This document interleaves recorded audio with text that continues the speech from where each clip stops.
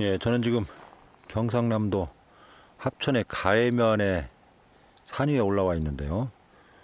그렇게 높이 올라와 있지 않지만 멀리 높은 산들이 한눈에 조망되는 곳이기도 하네요. 제가 와 있는 곳은 합천의 남명 조식의 부친이었던 조언형의 묘역이 있는 곳입니다. 저 아래쪽에서 150m만 올라가면 묘역이 있다고 하는데 실제로 거의 한 1km 정도로 올라온 것 같습니다. 상당히 생각보다는 긴 거리입니다. 땀이 뻘뻘 나는데요. 어쨌든 멀리 아주 높은 산들이 잘 조망되고 있습니다. 바로 이러한 자리에 이와 같이 남명 조식의 부친 조원형의 묘역이 위치하고 있는데요. 여기에 있는 석비하고 망주석이 좀 특이해서 그걸 보기 위해서 왔습니다. 앞쪽에 망주석이 두 개가 좌우에 나란히 서 있는데요.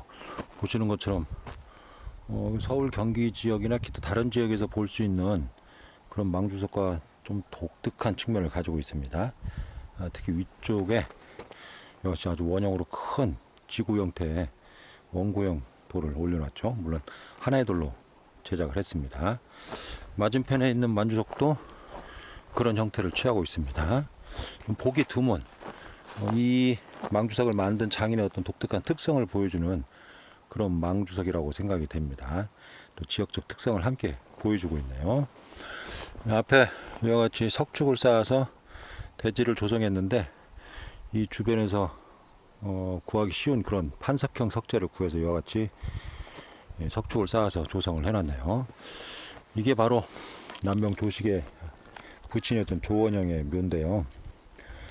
그 앞에 이제 이와 같이 새로운 비도 서 있지만 원래의 비가 하나 세워졌습니다. 이 비가 바로 조원형의 아들이었던 남명 조식이 직접 지은 걸로 이렇게 알려져 있습니다. 현재 남명 조식이 조선시대 대학자였죠.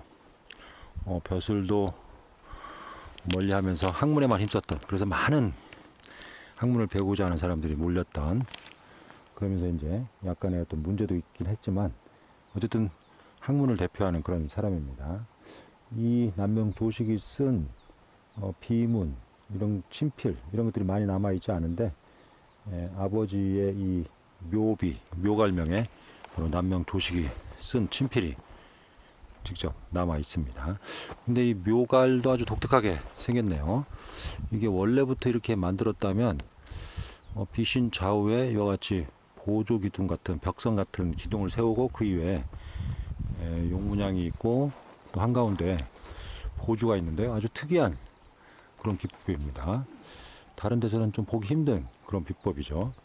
물론 비신이 있고 비신 좌우에 이와 같이 비신을 견고하게 고정하기 위해서 보조 기둥을 세우는 예가 이제 예주 신륵세 보제존자 석종비에서도 나타나기는 시작합니다. 그러니까 고려말 조선 초의 일부 석배에서 이런 것들이 나타나는데 일반적으로 이 비가 건립되었을 시기에는 이런 비가 잘 건립되지 않는데 그러한 전통을 이어받아서 비를 건립한 게 아닌가 이렇게 생각이 됩니다. 이 비는 비문을 보면 남면 조식의 아버지의 묘임과 함께 비문이 있는데요. 첫머리에 아고, 그러니까 나의 아버지의 무덤이라고 이렇게 표현을 해서 누가 이 비문을 찬하고 썼는지를 알 수 있고, 비문의 말미에 보면 여기 보면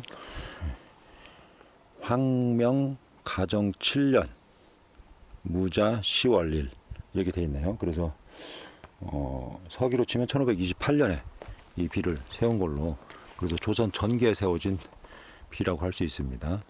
우리나라에 조선 전기에 세워진 석비가 많지 않은데 또 왕릉을 중심으로 해서 신도비가 많이 세워지는데 지방에 세워졌다는 점에서 학술적 가치가 있는 걸로 판단이 됩니다.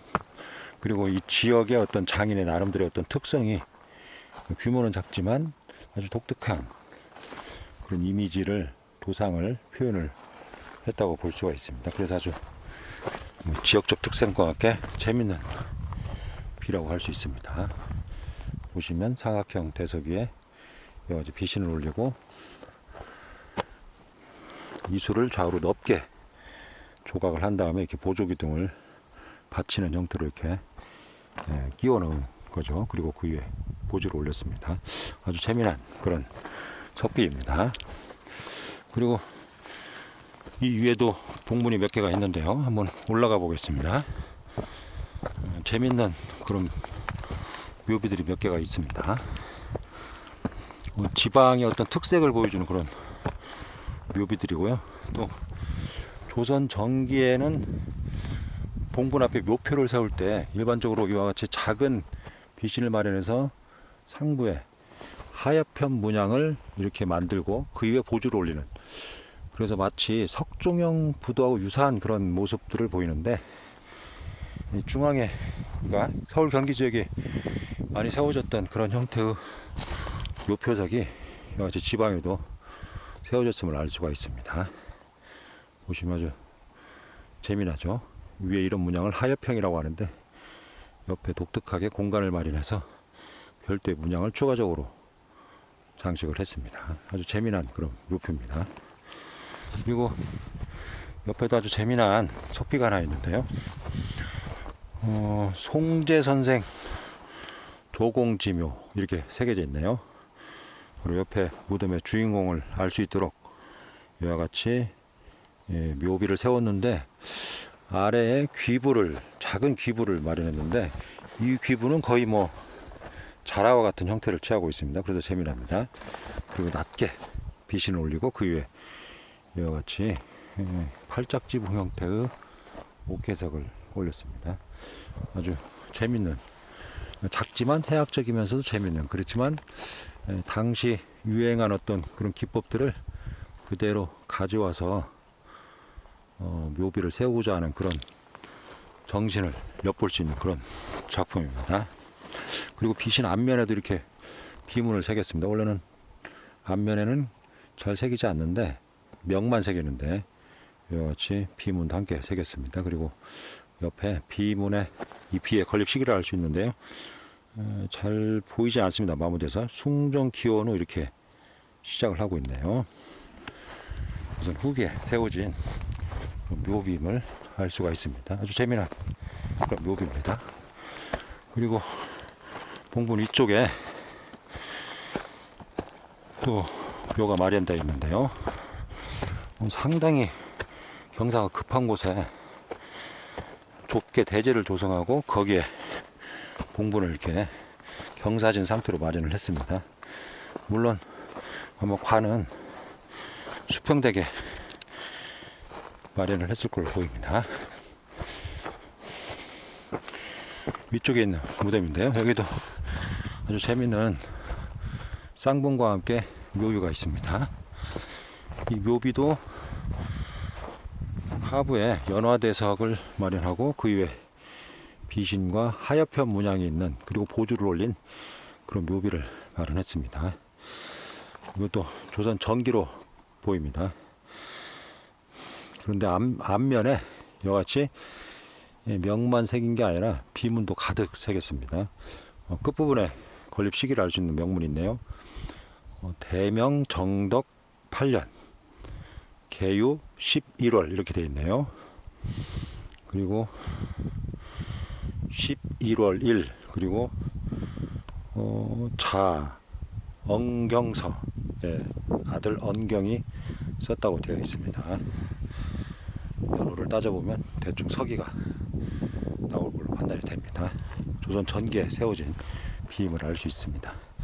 아까 말씀드린 것처럼 조선 전기에 서울 경기 지역에서 일반적으로 유행한 이런 비의 양식이 지방에까지 널리 보급되었음을 알 수가 있습니다.